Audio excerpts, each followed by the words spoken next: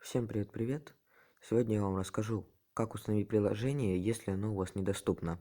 Искать такое приложение, которое недоступно, у меня я не стал, так как это занимает много времени, и я постараюсь объяснить так, чтобы было понятно.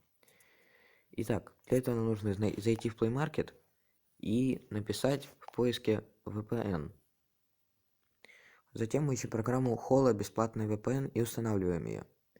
Я не знаю точно, нужен ли root или нет, но даже если у вас его нет, попробуйте.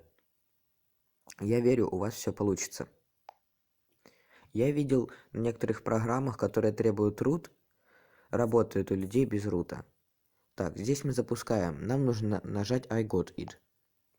Continue. Теперь нам нужно выбрать приложение, которое мы хотим запустить через смену VPN, то есть Play Market. Здесь мы видим слева Access From. Здесь у нас есть американский флаг. Сюда мы нажимаем и можем выбрать любую страну, которую мы хотим. Но перед этим нужно закрыть наш Play Market. Далее. Теперь мы выбираем страну, через которую хотим зайти. Например, это Канада. Нажимаем «Открыть». Я доверяю этому приложению. Окей. Возможно, у вас не выскакивает такое окно, так как у меня Meizu, и здесь все настроено на безопасность.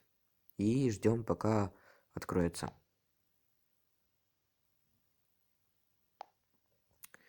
Теперь у нас вот открылось. И теперь я думаю, у вас это приложение будет доступно. Вы его скачиваете и успешно играете. А как делать, если приложение у вас не запускается из-за несовместимости, я расскажу в следующем видео. Ставьте лайки, всем удачи и пока.